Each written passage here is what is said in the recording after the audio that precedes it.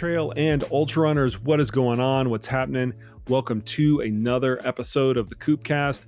As always, I'm your humble host, Coach Jason Koop, and on the podcast today for a second time, we have CTS's Athlete Services Director, Dominic Guinto.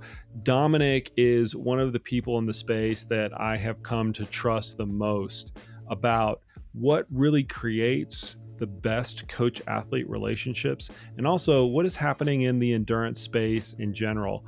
For those of you that missed Dominic and I's first conversation, this conversation is going to be a little bit of an extension of that, where we talk about what athletes should actually be doing as they're trying to navigate this entire landscape of what is going to be the right coach and the right coaching solution for them, whether it's going to be a static program, or you work with an individual coach, or you go with a coach that is working with a coaching group. We kind of run through the gamut of all of those. And if you happen to talk to Dominic and get set up with one of our CTS coaches, what you should come to the table with in preparation for that experience, so Dominic can help you out the most, and so that you can get the most out of your coaching experience. I also wanted to talk to Dominic a little bit about what he is seeing in the space, what he is seeing from athletes that are signing up, what events are they signing up for, and his insight and perspective on this might actually surprise you a little bit. And finally, I wanted to peel back the curtain a little bit with what does it actually take to become a CTS coach? Why do we feel our coaches are the best in the industry, and a little bit of the business side of coaching, a little bit of the sausage making as it would be. And I think that is valuable for athletes, because not all coaches and not all coaching groups actually act alike. We are unique in the fact that we have a large coaching group, but we're not the only group out there, and we're certainly not the only solution out there. And so I thought, just by peeling the curtain back just a little bit about what we experience and how we handle our coaches and how we handle our coaching department, I hope that it informs the audience so that if they are trying to make these choices for themselves, they can come to the table fully informed. While it might seem like this podcast is a little bit salesy, rest assured that my goal at the end of the day is I just want all the information out in front of athletes so that you can find the solution that is going to work the best for you. All right, so with that as a backdrop, I'm going to get right out of the way. Here is my conversation with CTS's Athlete Services Director, Dominic Guinto. It's kind of a blessing and a curse having this window out here, because you see how nice it is. Yeah. I have a hard time if I come up and work up here every once in a while. I look outside, I'm like, God damn, I don't want to go out there and go run something. Yeah, I need even after you've done a run, right? Yeah, totally. That's the way I am. Well, you know where my kitchen is. I mean, I'm literally looking at that road going up to the reservoir. You could go out for a 6-hour ride and come home and making lunch, and you're watching people like, I should be out riding right now. All right, let's start this podcast before we both go out and run and ride and things like that. Thanks, man. Thanks for coming by. Right on. Last time we did this, dude, was COVID. And you live 2 miles down the road, and we're sitting in our houses like, we can't go over and see each other. It's so weird to look at where we've come from. I mean, I and I'm not saying it was wrong. All the things that we did to kind of protect ourselves, we didn't know any better, but we sat in the house for 6 months. We never left. We're delivering groceries, and now we look back on it like, what were we doing? But I don't know. You know what's crazy about COVID? It's kind of related to what we're going to talk about. Is I think both you and I, we thought shit was going to hit the fan from a business perspective. Like, we were going to batten down the hatches and just like, okay, let's plan for, here it comes. Let's plan for, a 30%, reduction, or a 50% reduction, or whatever. And after it was all said and done, we were up. We were, but I will say that we did, at least as CTS, did a lot to mitigate that. We brought on the Train Right membership. Yeah. We did the whole, we did a lot more content, delivered a lot more to the athletes and stuff. But the ones that it was kind of like the financial situation during COVID, right? The ones that took a fall was huge. Yeah. And then for most people, it didn't really change anything. Yeah, it was very polarizing, right? Like service industry got cranked. I mean, I just thought that we're so, and we, you've seen this before. We're so heavily dependent upon the events, or I guess at least we think we were so heavily dependent on the events. Yeah. And there's a natural, ebb and flow with the events in terms of new athletes that we see and new athletes that kind of go away after their events and things like that. That the events just getting shut down from one day to the next, like literally the lights turning off. That I think that was the kind of eye-opening moment in that whole ordeal. Well, interesting segue there and that would be from a coach standpoint. When you look at the mentality of an athlete, a good coach is going to make an impression upon that athlete that it's not about having to have an event come up. Like your being an athlete is not dictated by events that you have on the schedule, events that you've done in the past. You can be an athlete and a damn good athlete, from a result standpoint and success that you've had and gains you've made and so forth, without having a race result or a number to go with that. Yeah. Our coaches got better during that time because they were kind of like forced to turn on the area of coach development that's probably the most underdeveloped in their, arsenal, which is this like psychological, counselor type, right. Maybe you'd call them the cheerleader. We talked about that last time on your podcast, right? I mean, a lot of the coaches, especially myself, that are more like technically oriented, we definitely had to shift that around to more of a psychosocial element. And I think it was from a professional development really, really good because we didn't have these like event anchors that the season kind of revolved around, forced the coaches, including myself, to really focus on other areas in which they could engage athletes, because the natural way that they would previously engage them, which were the events, were all of a sudden gone.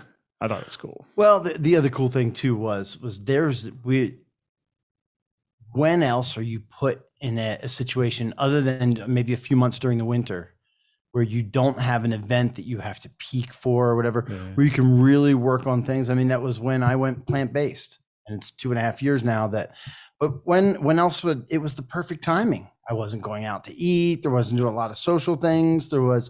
And I will say that on a daily basis, I look at my Strava results, and I definitely was far more fit during COVID. Like, damn, I missed the COVID days. Just jump on the trainer and hammer out 2 hours or whatever. No, I was outdoors. It was awesome. Man. All right. Well, before we kind of quit that rabbit hole, since it's more of the past now. Before we go too much further down, I want to give the listeners an opportunity who are either new listeners or who are not familiar with the previous podcast that we did, just a little bit of background on who you are and what you do, and maybe why we're so chummy, other than the fact that we live just a couple miles away from each other. Why are we chummy? I don't know. Other than the fact that I shacked up in your basement for my first month out here.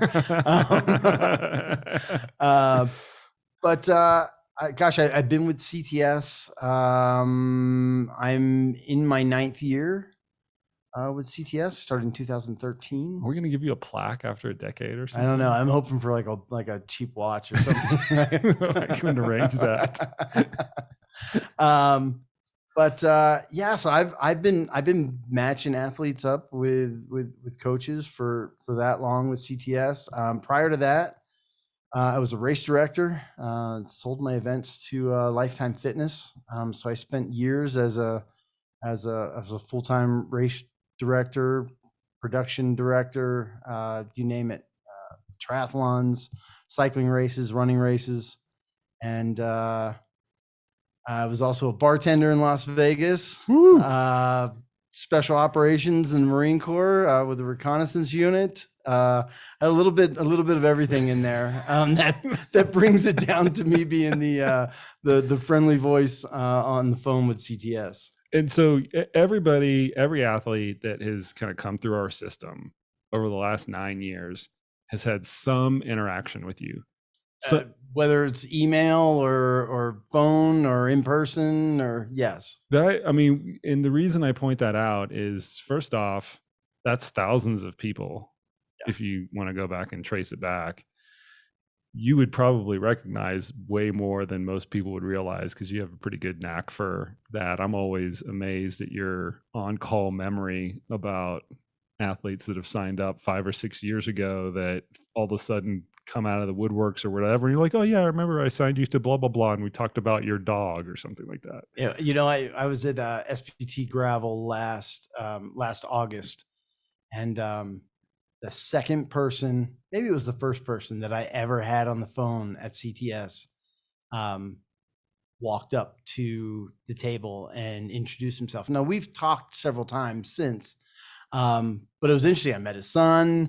I knew everything about, because he was one of those people that, it's interesting when people call, you say hello, and they don't even say hello back. And that this is 99% of the time, they immediately fall into giving you their entire athletic history and what type of bike they have, what type of running shoes they have, and everything. And I laugh sometimes because I want to say, what if I was just like receptionist?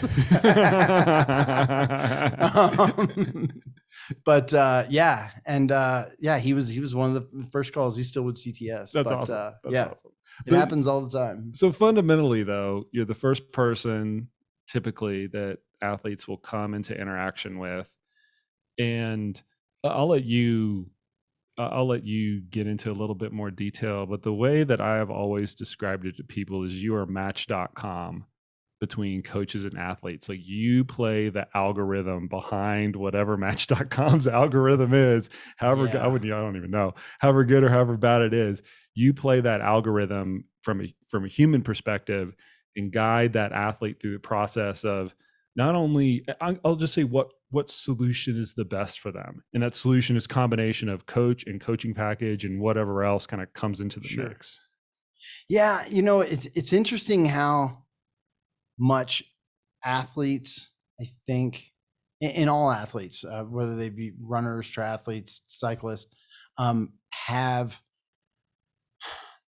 this different perception on what is valuable information, right, in assigning them to a coach. They want to come straight in the door and say, this is how many days a week I run, these are the shoes I wear, these are the events I used to do and everything. Or with cyclists, it's, this is the bike that I have. And I literally can just go through the list and go, none of it matters. None of it matters. I hate to say it. You know what matters? What matters?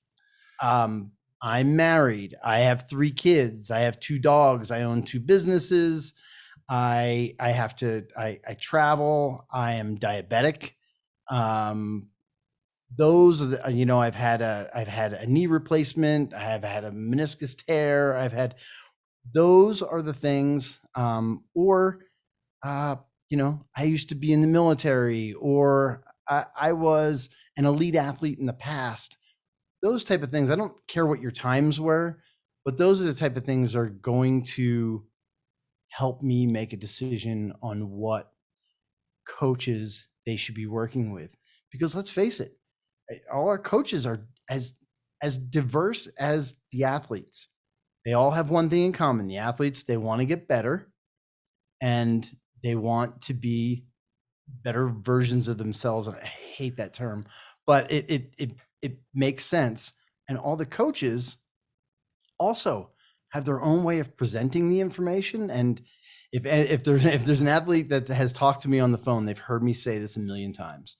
And that is, all of our coaches have the ability to provide you with a plan that's going to help make you faster.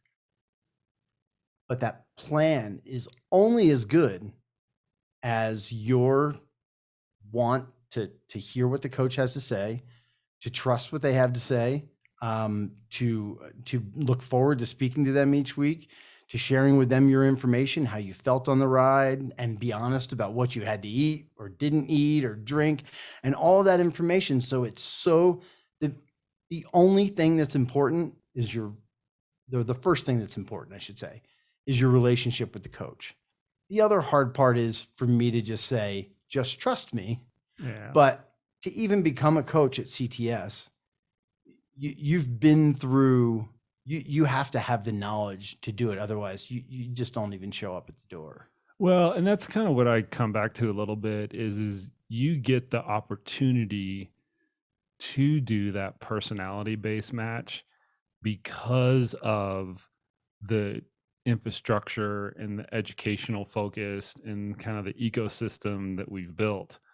Because like you said, anybody's going to be able to give you the plan. And we do that. I mean, that's a coaching exercise, Sure. right? Where we give a case study out to 3 or 4 people and we have them build programs for those 3 or 4 people. And they're pretty darn similar kind of by design. Yeah, they're going to have certain nuances and things like that. But the main difference that the athlete, at least in the end of the day, is going to experience is the personality that's behind that. The delivery. Yeah, exactly. So you kind of jumped into that. I mean, there's going to be people listening to this podcast that are interested in coaching, right? Whether it's with us or with another coach, and we'll kind of go through the pros and cons of that kind of like later.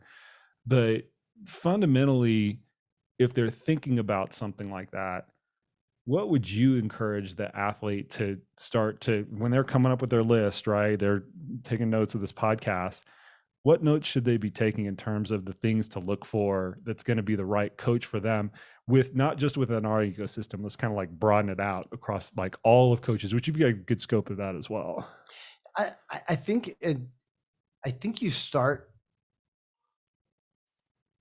with the same type of exercise that people do for a lot of goal setting. And that would be put together this perfect scenario. These are my expectations from a coach type of situation. Why do you want to coach?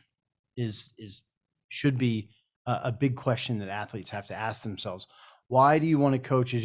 Are you just getting a coach so that you can do a sub 24 at Western States, or are you just getting a coach because your friends have a coach, or are you getting a coach truly to have someone to communicate your journey with, and have someone give you guidance and to be accountable to, and so forth?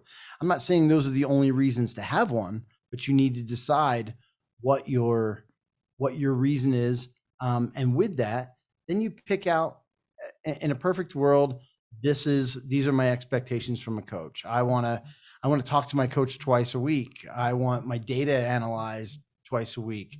I want to ask them questions, and I want a response that day for my questions.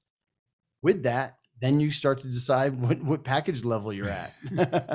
And then you can kind of start working down the list for which coach that's going to be, and so forth. One of the things that kind of constantly comes up when I meet athletes out in the field is this concept of, I'm training for X. I want a coach that has done X in order to guide me through the process.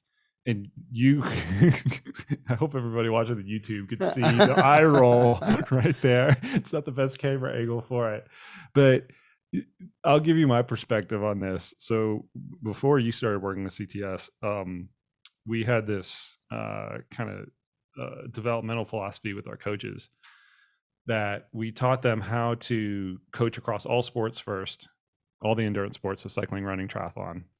And then they kind of like went up into the specialization ladder. And that's still somewhat true, but I would say to a lesser extent. And the kind of the practical outcome of that is that a coach like me with a running background, I worked with runners and cyclists and triathletes and things like that. And for whatever reason, the Ironman athletes, you couldn't sell them on it. Like it was, do not pass go. I'm doing Ironman Lake Placid. Do not pass go if this coach has not done Ironman Lake Placid his or herself. And I used to always bring up the example of Nick White, who coached Craig Alexander to multiple Ironman World Championships, having never done an Ironman himself. Right. Still, there's like the buy-in for that was just do not pass go. So I kind of ask you, who's at the forefront of, you've got to like ultimately satiate the customer demand, right? How important is that, and how do you kind of like walk that line, realizing we're talking to an ultra running audience here? I want to do Western States. I have to have a coach who has done Western States or has some sort of intimate knowledge of that race. So it's interesting. The exercise that we done internally, and you completed the form, where we asked all of our coaches to list all the races that they've competed in. That's right. Yeah. And the races that they have coached for. Yeah. And it's amazing to see how many coaches have had so much success at coaching athletes at events they've never done before. And especially from ultra running, because I feel like ultra runners and ultra running coaches are far more in tune to terrain interpretation, looking at maps, understanding an elevation profile, all of those type of things, more so than cycling, where they're specifically looking at power data and power output and so forth, where the course is so much more the focus from the coaches. So with that, to have done the event is less of a worry for the athlete, knowing that the coach is going to put, that type of work and is looking at things that way. The other thing is, I think there's also something to be said for the coach that hasn't done an event, putting far more work into researching that event than, and I often say that about new coaches too, or sometimes somebody will say, that coach is a little bit new, I'm just not sure if they're going to be the right coach for me. And I say to them, worst case scenario, take that coach at Select for like 2 years, because you're going to get ultimate service from that coach. They're going to do so, you know what I mean? The attention to detail is really important. But let's face it, just because, a basketball team coach hasn't coached against every team in the league doesn't mean that they can't create a plan to win against that team, because they watch video and, you know what I mean? They've observed. It's no different than a race course. You look at the weather, you look at the terrain. There's so much information on the internet to gather from that. And it's not always that important. But at the same time, we're always going to have athletes that, regardless of your experience, you talk about Nick White, and I use basketball as a reference. And, you look at how many little short Italian, basketball coaches there are out there that you're like, dude, that guy was never a starting center anywhere. Mike Krzyzewski, right? Yeah, exactly. Final Four time. Yeah. He's kicking ass again. Yeah. So it's you just have to know the game. Yeah. You have to know the game. And that's, and how many great athletes out there are not, it doesn't automatically make you a great coach. Well, I've thought that in some ways, and I see this in the coaching space a lot, even with our coaches, and I'm always pretty quick to correct it.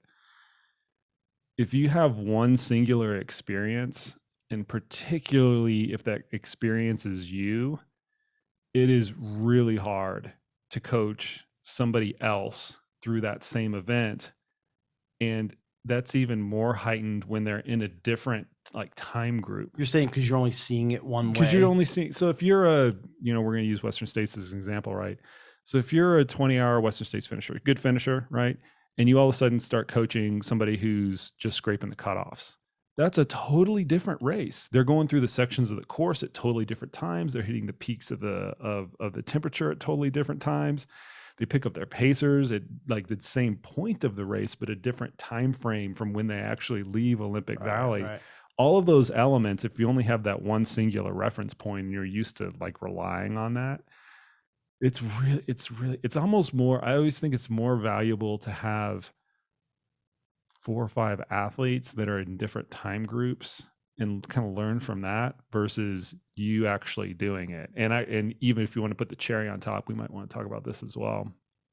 If you go to the race and you crew for all those athletes, and then you have that eye on it as well, and you see how things transpire for the 20-hour finisher, the 24-hour finisher, the 26-hour finisher, the 30-hour finisher, like all those different groups, it actually makes a really big, I think it makes a market impact. I've often thought about that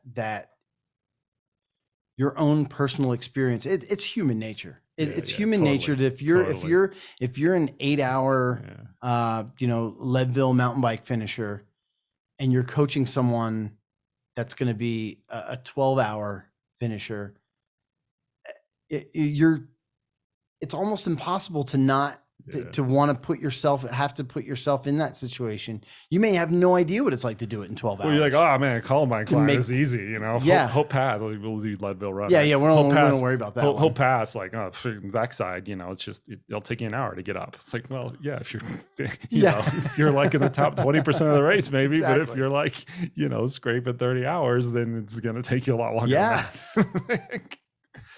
So the exercise that we did, all as coaches, our entire coaching department, it's a blessing and a curse, right? Because we have to have that data because the athletes are requesting it. But what I'm kind of hearing from you, not to put words in your mouth, is at the end of the day, the broader array of experience that the coach has across many athletes and many races is far more important. Yes.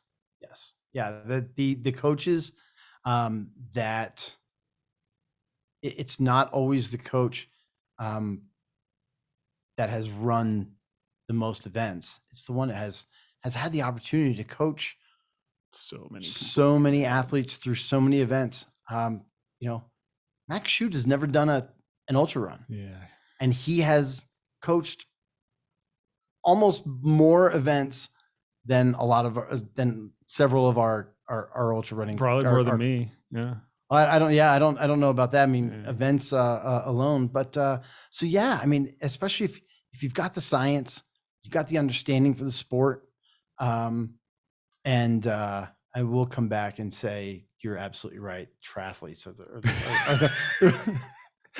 they are definitely. I'm not gonna say they're the worst, but they are the most demanding on.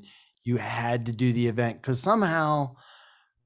Particular, I think is the best word. Yeah, it's okay. I've thrown triathletes underneath the bus many times on this podcast. I've probably jettisoned that entire audience. They're probably. I think they're probably used to it by now. Yeah, they are. They deserve it though. Okay, so you've got this personality-based match, right? Or what is that's what I mean. That's what I meant to say. A personality-based match, not entirely, but it's kind of like based on personality. Take me through and take the audience through your workflow, because I think it's magic and I don't know how else to describe it to people. When I get on the phone with athletes or I meet them out in the field or whatever, like, tell me how it works. How does it work when I come in the door? I'm like, you talk to this dude, Dominic, and he somehow figures it out. Like there's this big leap between step 1 and step 2. And I don't know quite, I'm not very good at eloquating it. So tell the listeners your process, and then I'll just regurgitate it anytime anybody else. What I'm hearing you say is I am magical. You're magical. Yeah, you want that out of me? You go ahead. You got it now. So it doesn't happen. I don't get a chance to talk to all the athletes. What I think this is a good forum for is to say, when you do fill out a coach consult on the website, we may not talk. We only talk if someone schedules a call with me or they call into the office. So I'm taking the information that gets provided when people write things up. So if you're looking for a coach, don't just put I'm doing Leadville and Never Summer and I don't know, and a Death Valley half marathon or something like that, and then not put any information. So because I have nothing to go off of. And I oftentimes will reach out to somebody with another email that says, you gotta give me more. How many kids do you have? That's kind of weird, right? Yeah. Do you have a dog? So the process is I initially will look at the events to ensure that this is truly somebody that's going after ultra running versus half marathon or marathon distance. Because there's obviously a difference. I know a guy that wrote a book that talks about that. Big difference. And then from there, I really jump into the information that they've provided. Again, most athletes do a really good job at giving a couple of paragraphs of, this is what I'm looking for. These are injuries I've had in the past. These are my goals.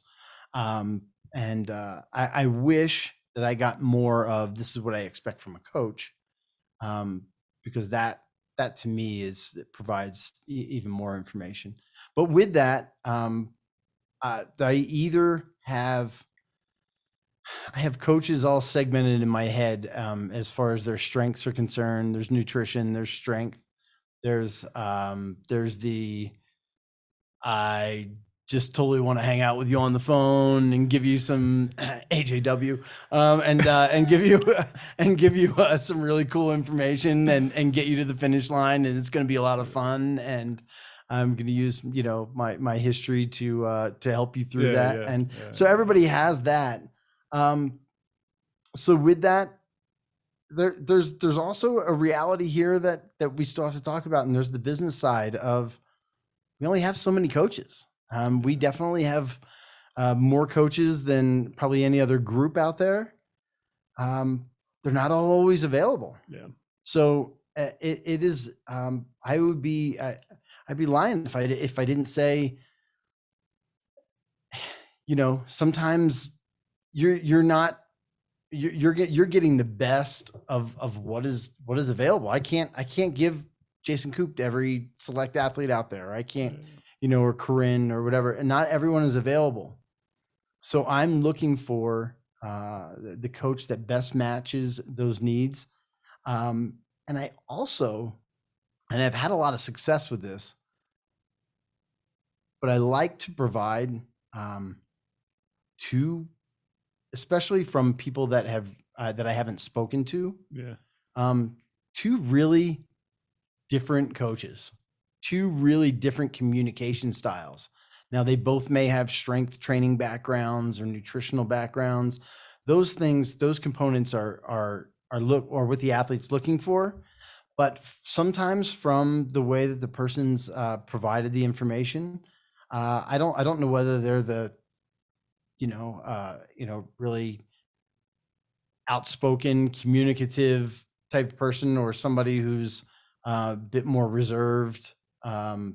Age helps for me a lot to know a little bit about the athlete. Has so there's a difference between the expectations of a 24-year-old runner and a 67-year-old runner, and I typically won't match one with the other. So that, and then I will search the events, cross-reference it on that list of all of the events, because let's face it, if I can find someone that not only has the personality match, but has also done the same events, why wouldn't you do that? And we're online coaching, it's remote coaching, so you're not meeting your coach. But again, if your coach lives in the same state, or if there's an opportunity to consult with a coach that lives in the same state, great. You get the opportunity to maybe meet at a race or do your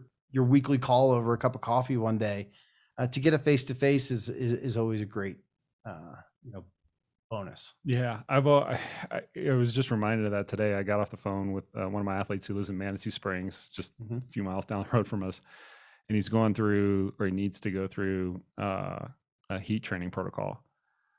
And normally that's kind of an ordeal, because you got to find a gym that's near your house, and you got to find when it's open, and then what temperature is the sauna, and it now in COVID, right? Do they have good hygiene protocols and things like that? And I was like, oh, just go here, because I live here. Right. And I've used that sauna, and I go to that gym, and I know it's clean, and I know the temperature is correct. Right. It's got all those elements. I was like, oh, just go here. It's super easy. Just good. But I would if I didn't live here, or if I hadn't lived here for 20 years, I wouldn't have known that. But that's a really small use case. It really is. But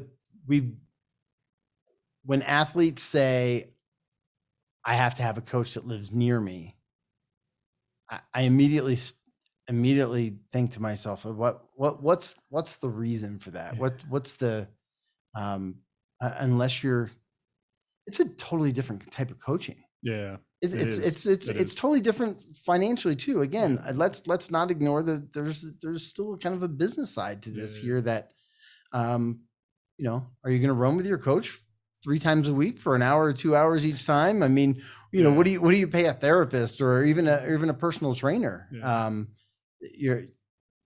Now you're talking $500 a week to train with a coach that lives next door to you. I want to go over the business side a little bit. It's probably something we weren't planning on talking about, but I think it's interesting for the listeners to kind of peel the curtain back a little bit, because it's not an industry that everybody's really all that familiar with, and we can divulge some things that I think are interesting and also actionable, right, to the listeners in terms of if they're really thinking about getting a coach, like why these things like coach-athlete ratios and stuff like that actually make a difference. But before we get to that, I kind of want to synopsize what you were just going through. The way that I was internalizing it is like the technical details of, I want to coach with a strength training background or a background in this type of race or a PhD in nutrition or whatever, right? Mm-hmm. That's kind of the coarse filter. The fine-tuned filter is going back to the personality match. And you get through that fine-tuned filter by, first, they get to the course filter. Okay, we know people who have the strength training background, nutrition background, or whatever, and you almost take a polar opposites approach from the fine-tuned filter, meaning I'm going to take people who communicate in 2 really different ways, because then the choice is very obvious. Right. Well, it could be obvious in a way that they didn't anticipate. Yeah, usually. I've talked to athletes after the fact, and they say, you know what, going into this, I looked at this coach's profile and I thought for sure I was coming in and doing this, but no way I want to start working, with this coach, because we had such a great conversation. We communicated so well. That's who, and I tell people all the time, after your 2 consults, your choice should be simply based on that person you organically got off that call with and thought, that's who I want to talk to. Yeah, I think because so much of it's, once again, it's I have to remind myself to keep going over this fact. It's unique to us because we do such a good job of educating our coaches. I would say that's not universally true because of the spectrum of education that exists across the entire coaching ecosystem, and especially in trail and ultra running coaches, where there absolutely is. I think the listeners out there would be well served to just look at the experience, the educational level. Well, I'm going to ask you this question kind of at the end as well, when you to give everybody the pitch at the end. I don't have a pitch. You got to get a pitch. Every sales guy's got a pitch, man. So anyway, we'll go over that later. You mentioned that you wished athletes had more expectations coming in the door, right? Or you knew about their expectations better coming in the door. What else is on your wish list as the athlete services director? I wish people looked at the website before they email in.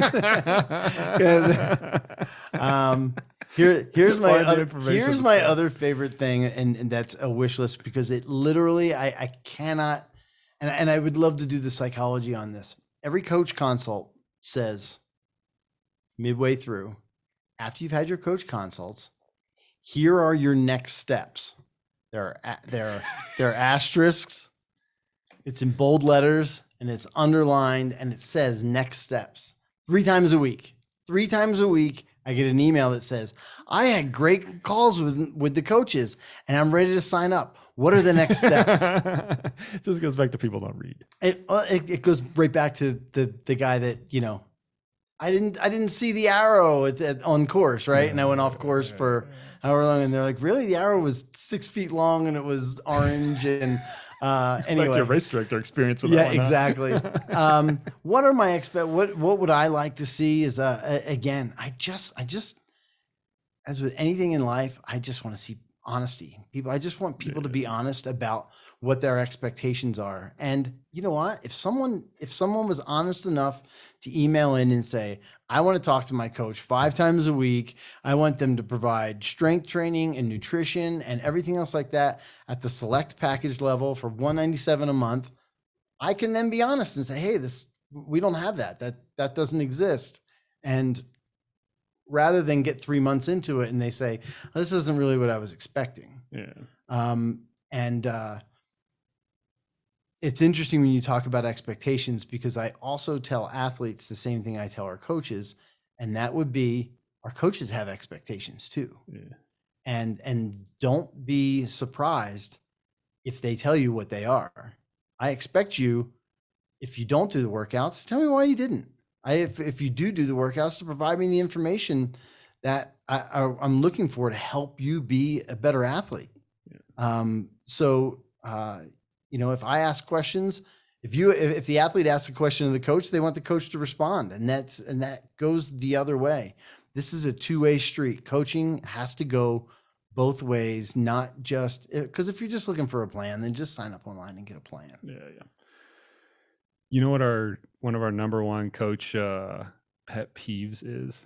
What's that? It's athletes who sign up and then don't engage with the program, which I've always found really fascinating, because if you look at the health club industry, that's what their model is based off of.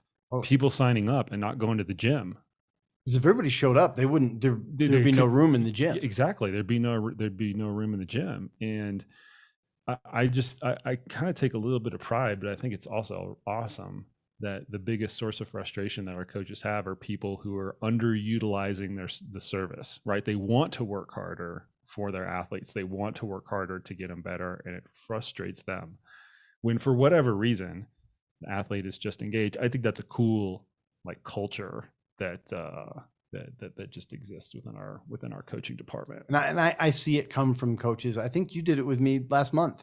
Yeah. Like, hey, I haven't heard from this guy in 3 weeks, or and he's coming up on his next billing again, the business side of things, and because I feel like the coaches are really invested in the success of their athletes, and I think it's a good thing that the coaches take it a little personally. Like, hold on for a second, I'm supposed to be their coach.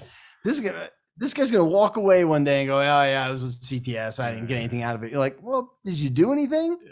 What's the I heard a great saying the other day was, don't be disappointed in the results you don't get, the work you didn't do. Exactly. And that's exactly what I think a lot of people the program just didn't work for me. And I can go back into their training peaks and go well, you didn't do any of your workouts.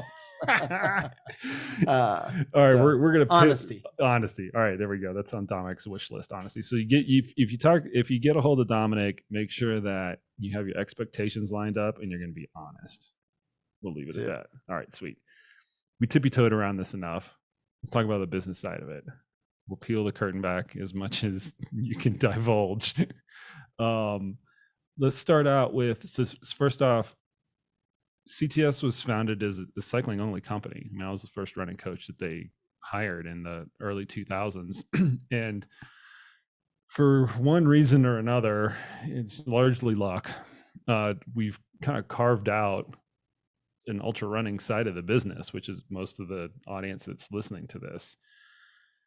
You see everybody that comes in the door, the cyclists, the triathletes, the MMA fighters, everybody in between. Give the audience a sense of I know you're not going to give volume, but just the breakdown of the sport groups that you see come in the door. Yeah. It's of course it's going to be runners, cyclists, and triathletes, not necessarily in that order. But triathlete numbers have probably decreased a bit, but I think that's industry wide.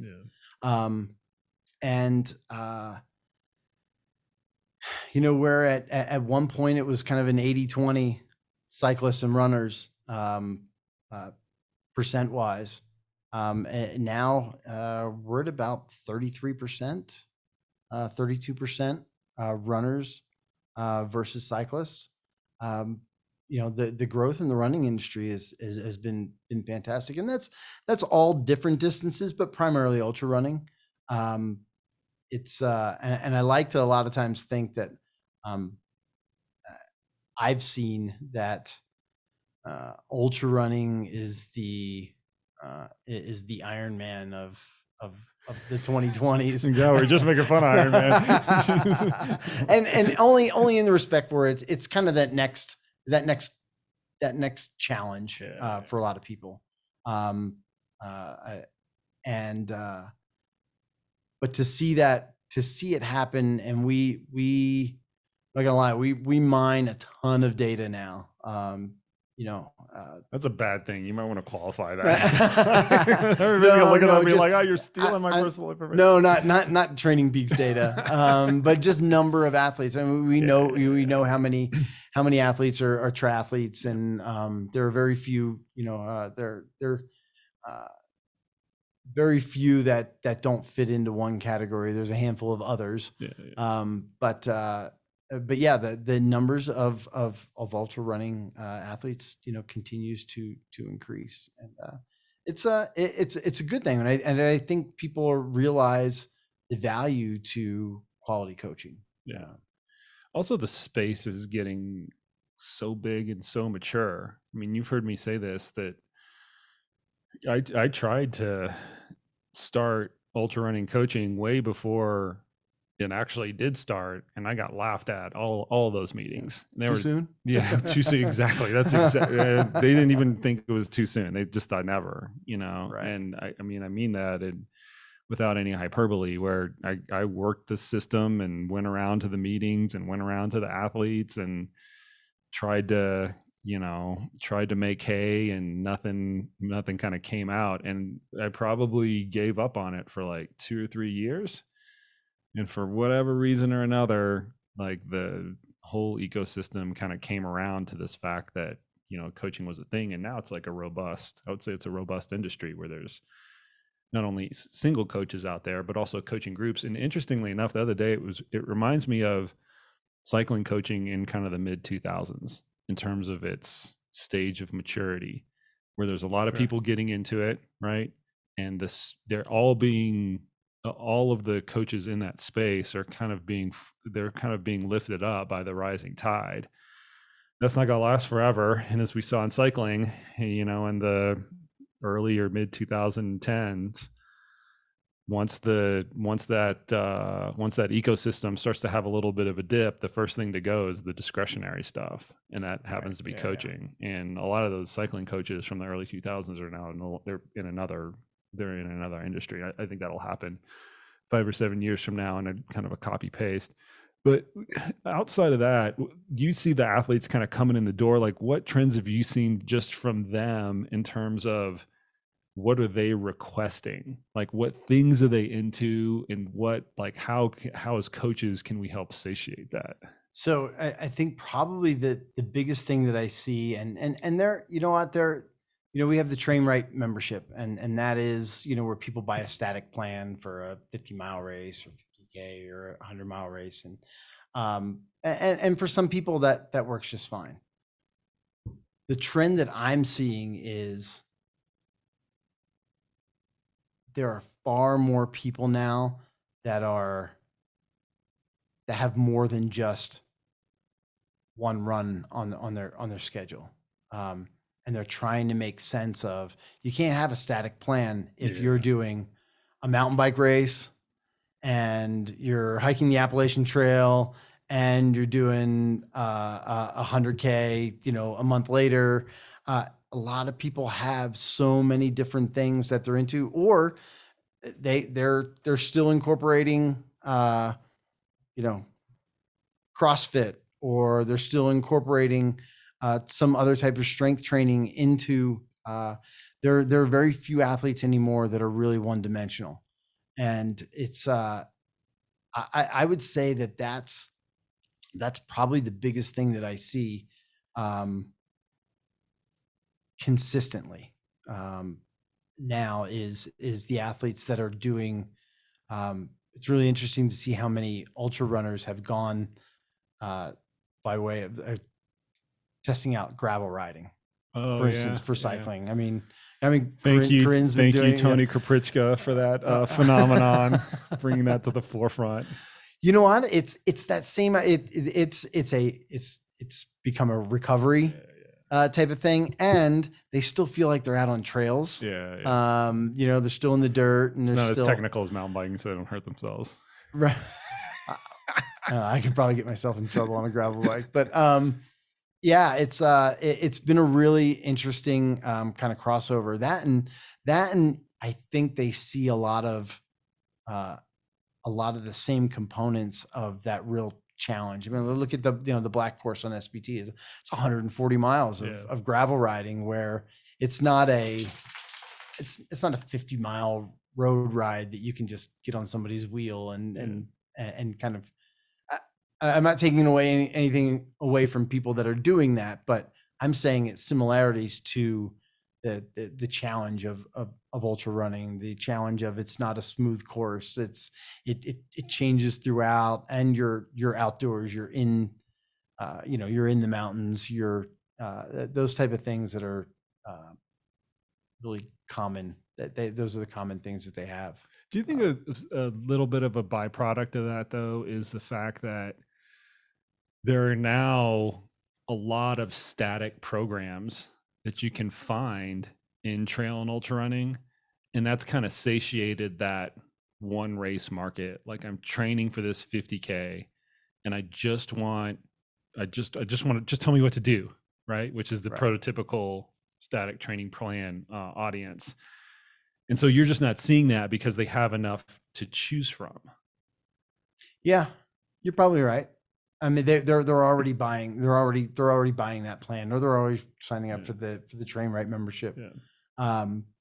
We do have a lot of, again, there's more data in there somewhere of how many athletes come on with the Train Right membership, which in the past was time crunch cyclist. Yeah. The number of athletes that we have that continue to come in and say, I've been doing time crunch cyclist programs for years, and it's time for me to actually talk to a coach and kind of take it to I hate these terms, but take it to the next level, and get a coach. But their feeling is, if I've had some success just with some direction, how about if I have someone who can tell me, well, you missed those 2 workouts last week, here's how you change it up next week, and to really kind of peak for, again, when you start adding more than one event, if you have a 12-week plan, what if in the middle of those 12 weeks you're doing 3 other events?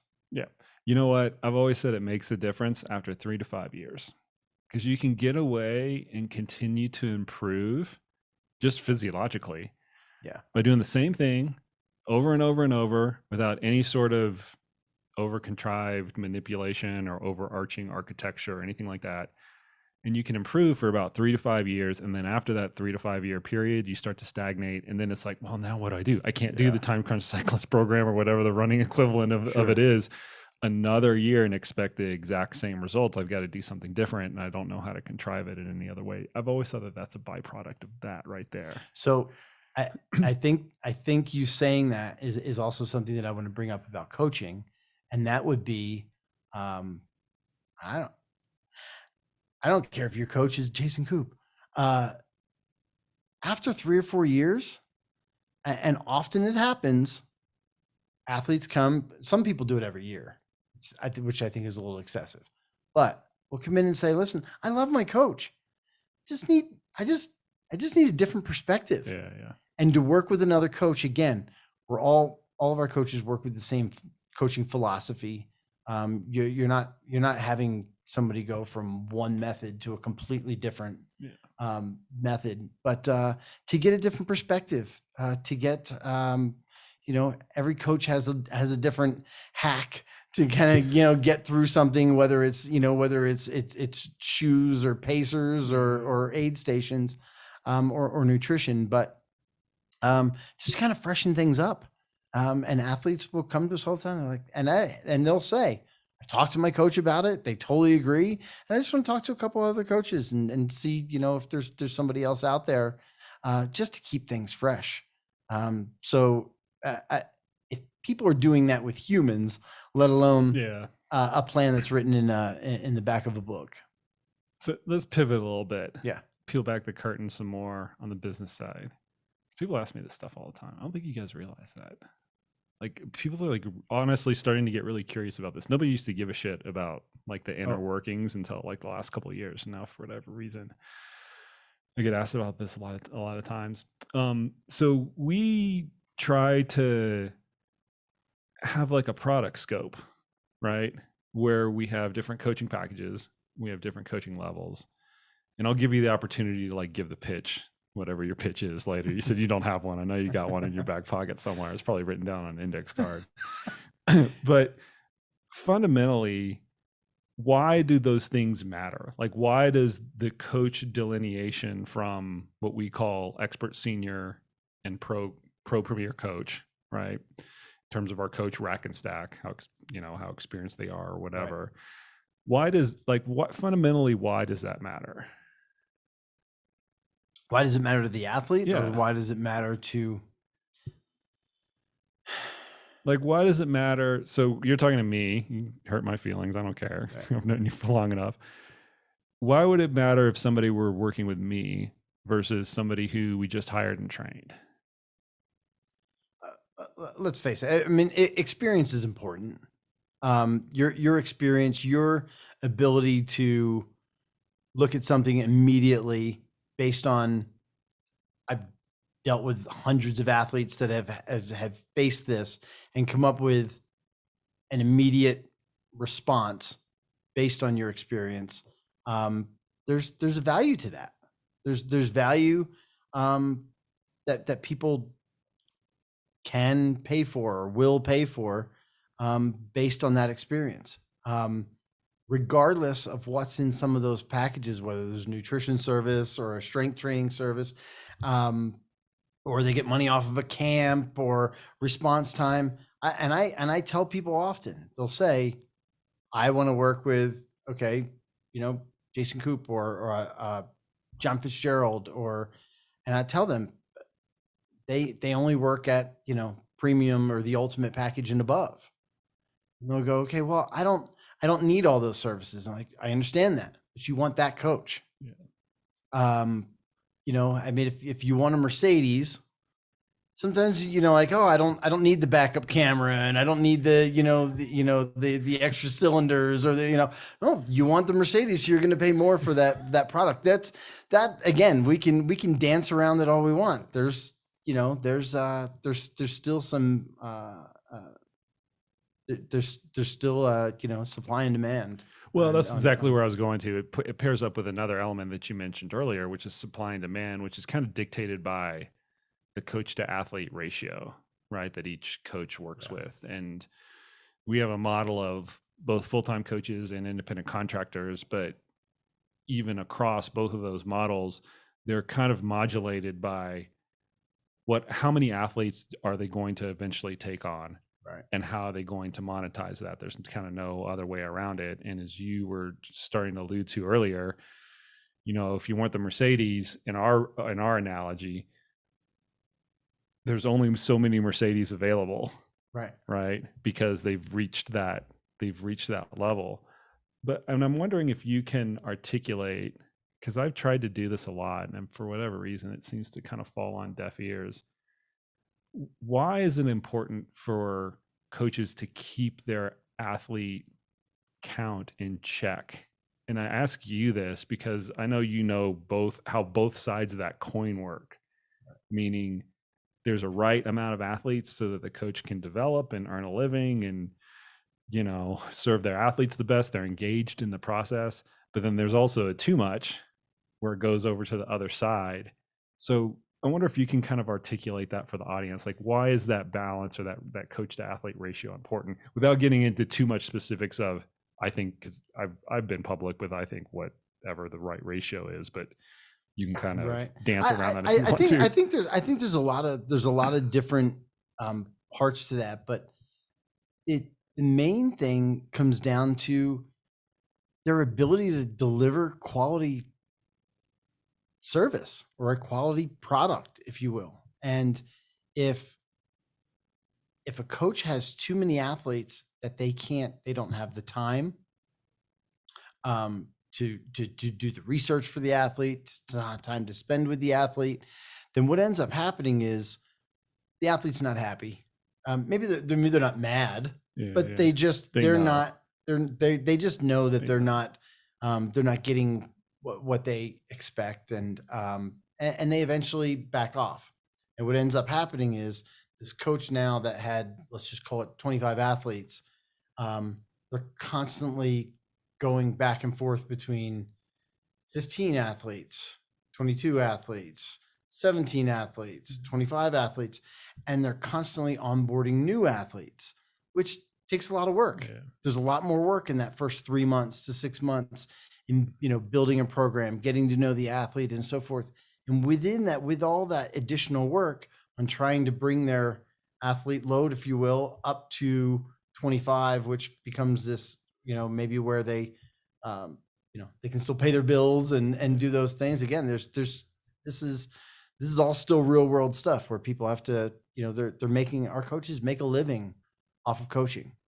Very few of our coaches have this is just a part-time job that they just have 5 athletes. So this is where they're making a living, and they need to maintain a certain number of athletes. And when doing that, if you're constantly dropping athletes, there's a lot of uncertainty for the coach, and it has to come out in the coaching that gets provided to the athletes that are there all the time. The make a living part is really important there for 2 reasons. The first one is when you're making your living from it, you sure as shit are going to have your stuff dialed, because if you go from, in your example, 25 to 17 athletes, you go from putting bread on the table to not being able to put bread on the table. Right. When you're doing it as a side hustle, you're an elite athlete and you're getting money from your sponsors, or you got a shoe store and you're, kind of doing it on the side, you kind of don't care, because it's kind of like, I know that sounds flippant. They care about the people, but you don't really care about the product that you're delivering, or at least the incentive isn't there for you to care about the product that you're delivering, because you're looking at it as kind of gravy, in a lot of cases. But the second thing, and I think that this is not as intuitive to understand, is that when you're doing it for a living and you constantly have a higher athlete load that you can manage with a high level of quality, that increases your experience and your efficacy dramatically.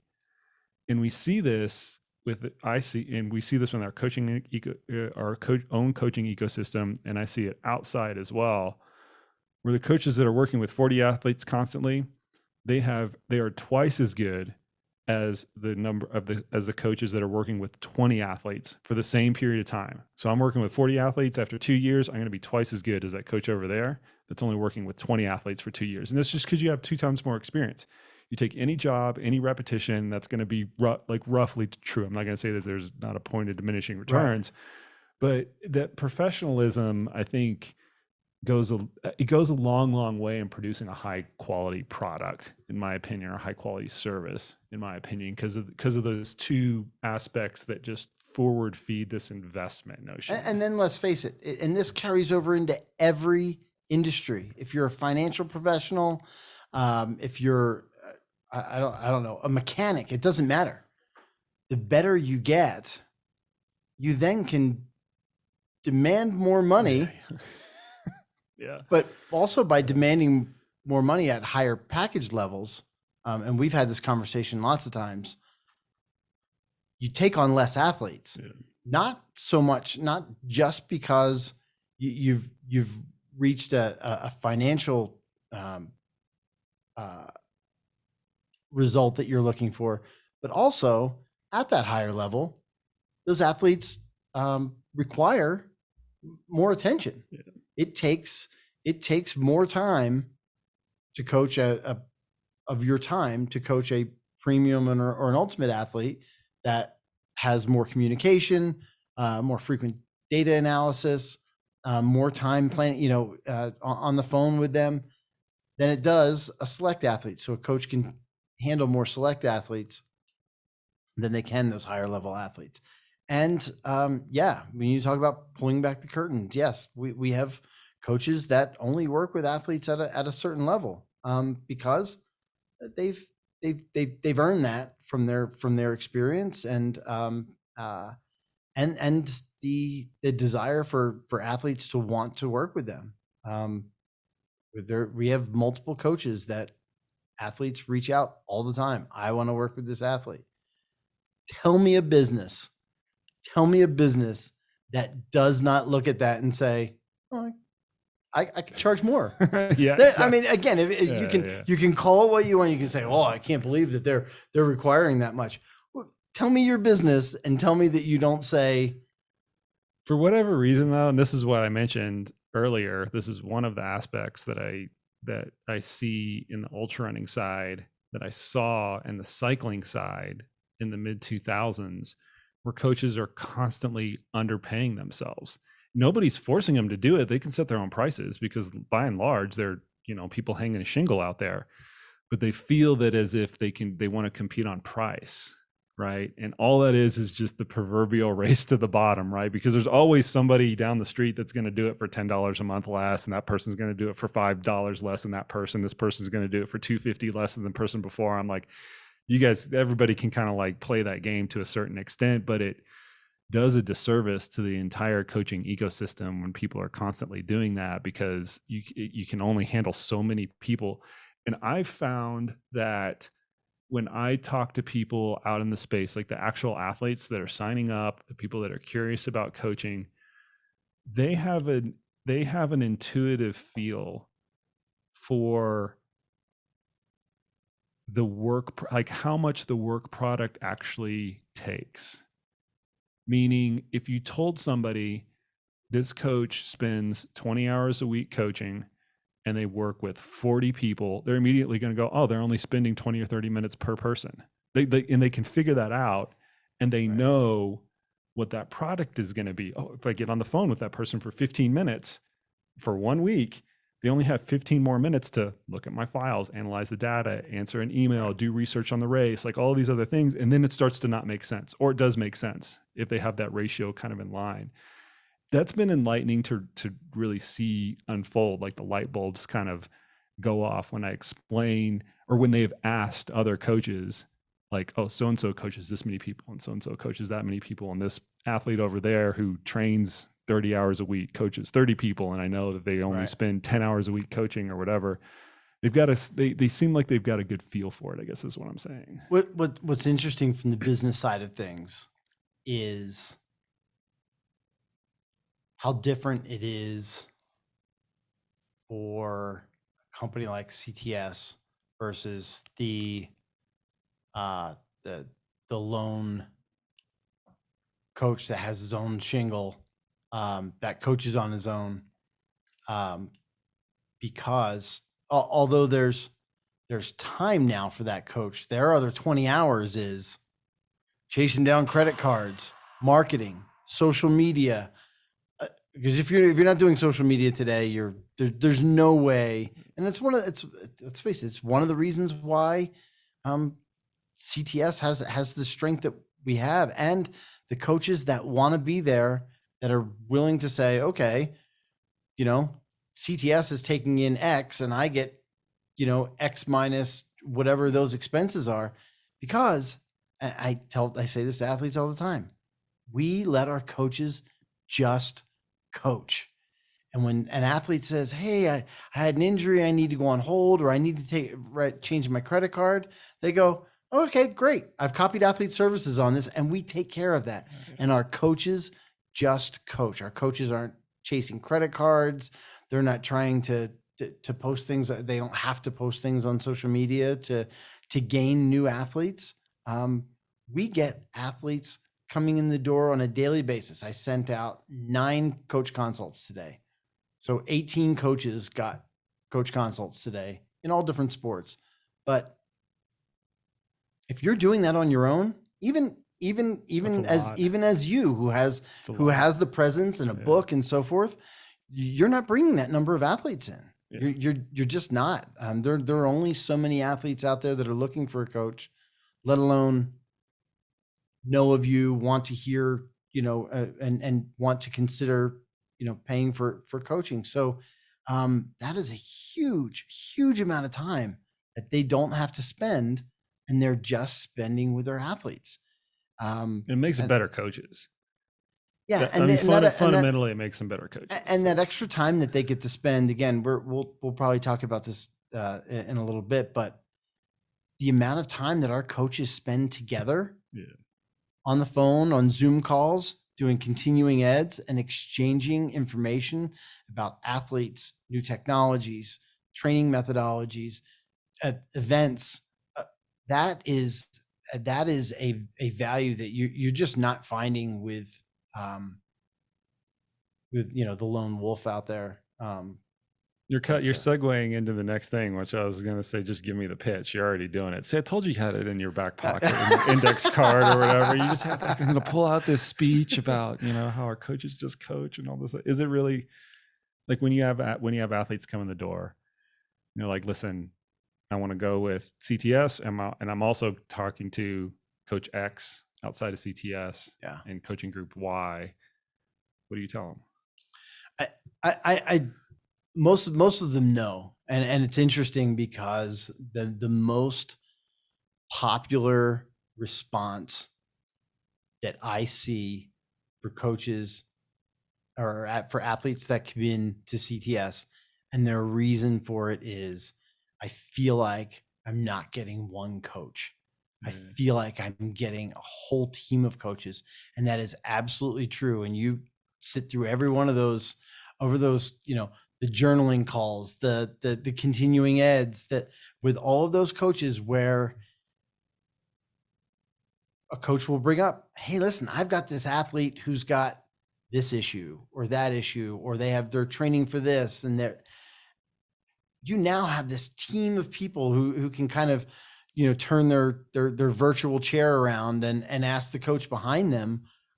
And I often wonder, what do other coaches do that are out there on their own? Are they just Googling things and saying, wow, I have an athlete who's not hydrating properly, even though he's taking in this much stuff. Like, where else do they go?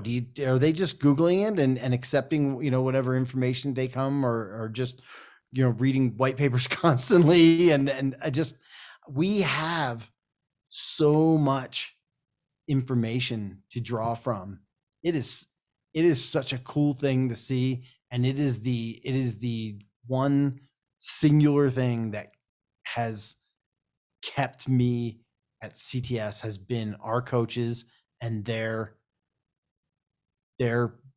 communication with each other and support for each other. It is really one of the coolest things that there is to see, and how they operate together and share information about athletes and technology. And some of them are huge nerds that that others will feed off of. Well, and it takes time to develop that. I think that's what actually is not appreciated a lot, is that you can't just get a group of people in a room and expect them all to be better, because they're only going to be slightly better than the sum of their parts. Right. And if you don't have people that have 15 or 20 years experience in the room, it's hard to really raise all those ships, because you have this proverbial learning model where it's learn one, do one, teach one. I want to make sure I got the right order, right? There's a big gap between doing one and teaching one, a huge gap. The proficiency that you need to have coaching is enormous so that you could pass it down to the next person.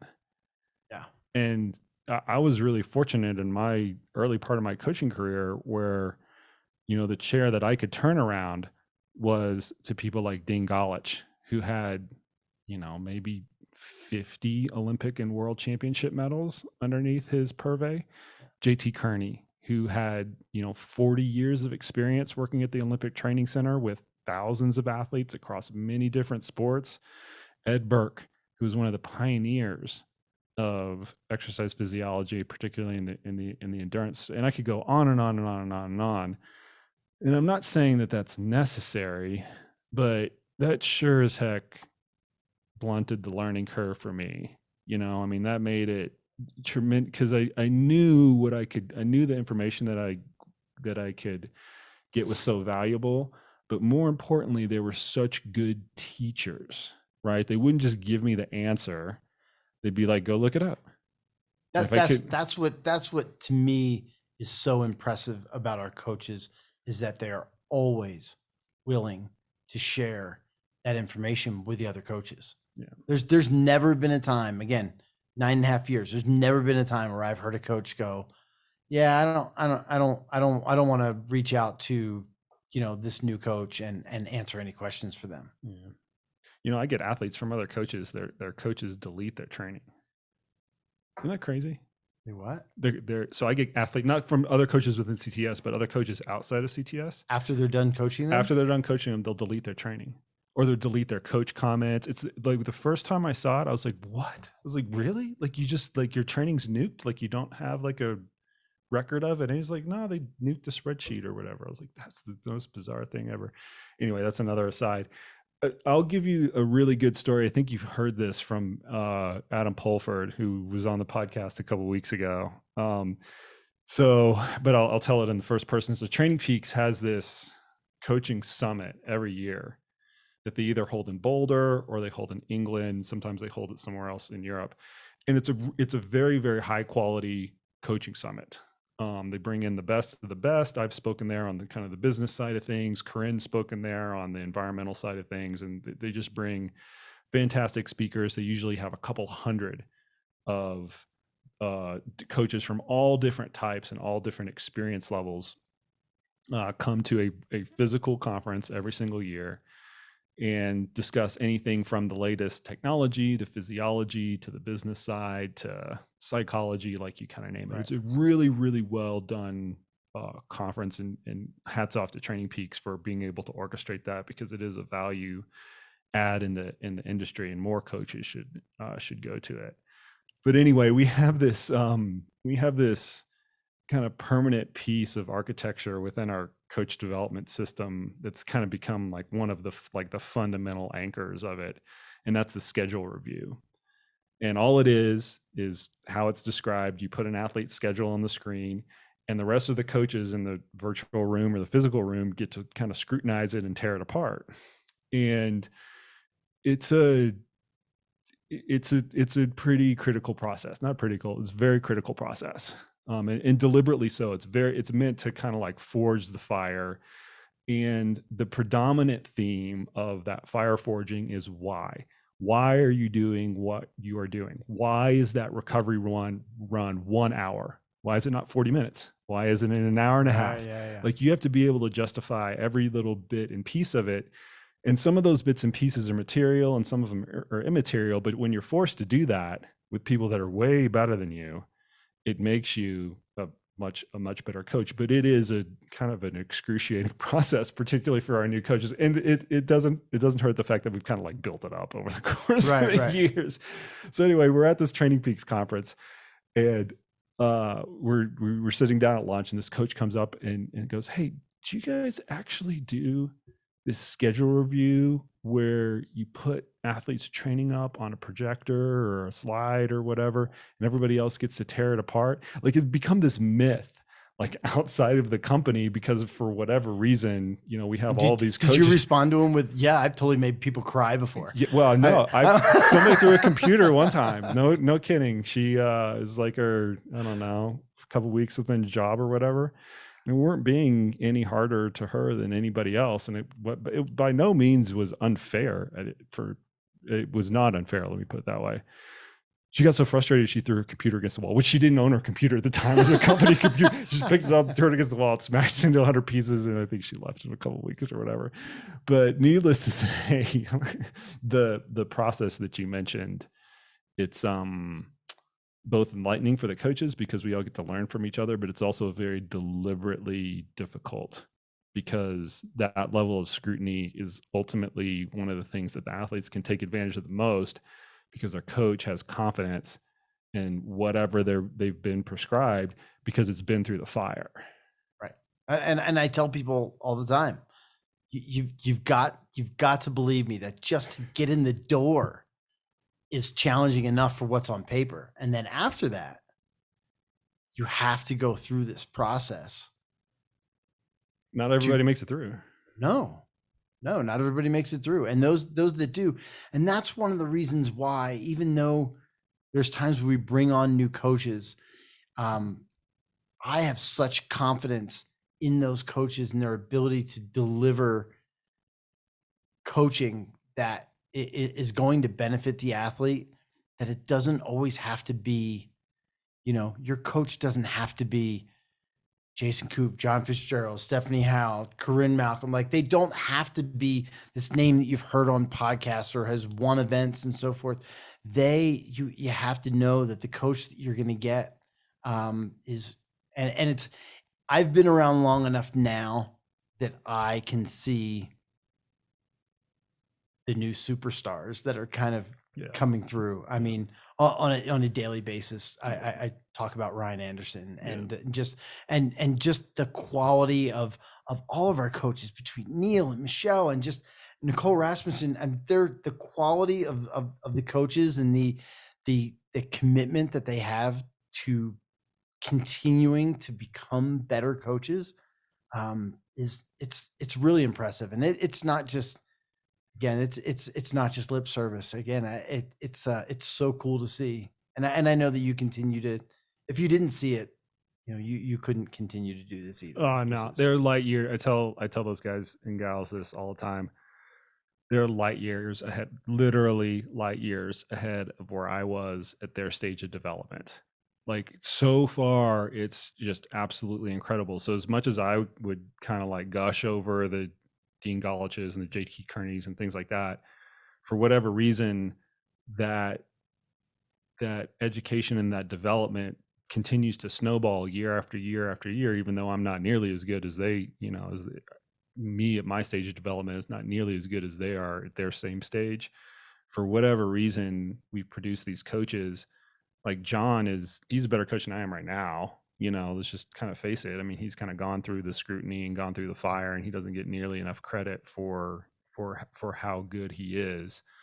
And that's cool to see, and we don't have to take it in from a competitive standpoint. It's just like, what's good for the goose is what's good for the gander. But I think it's cool shit to see, because I never dreamed of it being that good. And it's cool now too that there's some structure to it as well, with having a coaching director, in Chantel, that's really pulling all of this together and pulling these minds together and sharing the information. And like I said, it's a fun process to see, and keeping in mind from that business side, our coaches are just coaching. Again, they're not collecting money and chasing credit cards down. And it's a cool situation to be in. We ended up leaving the pitch a little bit pitchier than I thought we were going to be. That's cool. People will deal with it. What's that? The pitch is a little bit pitchier than I thought it was going to be. Yeah, you know what? I'm not throwing, coupon codes and stuff out there. So hashtag Dominic 20 for 20% off. We haven't discounted coaching in like forever. No, because we don't need to. No, it's worth it. I mean, so it's like I said, it's fun to see, and I enjoy talking to the athletes. Don't ever hesitate scheduling a call with me. It's in my signature. It's what I'm here for. All right, we're going to talk to everybody. We're gonna leave it at that because it's nice outside, and I know you want to go ride your bike. Yes, I do. Very, very confirmational answer there. Where can athletes reach out to you with all of their newfound expectations and honesty that they're going to come to the table with, Dominic? When you go on to trainright.com, it's going to pop up. It's going to say schedule a coach consultation. You're going to click on that button, fill out that form, and it'll give you all the opportunities to share all your information. We'll set you up with 2 different coaches to talk to. You get to test drive a couple different. You get to interview your coach before you even before you sign up. You talk to them for 15, 20 minutes, and just see if that, talk about your dog, talk about what's coming up. Be honest. Yeah, and just be honest. Let us know what you're looking for. My name will typically be on the in the signature of that email, and you can always schedule a call with me if you want to talk about things as we go through the process. Thanks for coming on the show, man. Rock and roll. Thanks for peeling back the curtain. Dog's barking at just the perfect time. Okay. He wants to go for a ride too. Yeah, she's, man. Insatiable, that dog. Thanks, man. Right on. Thank you for doing what you do, man. You make all of our coaches' jobs a lot easier so we can do what we can do. Awesome. All right, folks. There you have it. There you go. Much thanks to Dominic for coming back on the podcast and talking all about what makes the best coach-athlete relationships out there. I know there are a lot of trail and ultra runners right now that are looking at their calendars. They're looking at all these audacious events in front of them, and they're thinking, how am I going to tackle this all? And if you think that coaching is part of that solution, we would absolutely love to help you out. You can hit me up on social media, or if you want to talk directly to Dominic, you're just listening to him for the last hour, you can find him at trainright.com. In any case, I appreciate the heck out of each and every one of the listeners. If you like this podcast, please feel free to share it on social media or share it with your training partners. As always, this podcast comes to you ad-free and sponsorship-free, and that is my commitment to the audience to bring you the most unadulterated content that is out there in the podcast space today. I made that promise at the beginning of starting this podcast, and I'm going to continue to make it to you each and every single week. And so if you could share this podcast, it'd mean a lot to me personally. As always, you guys, we will see you out on the trails.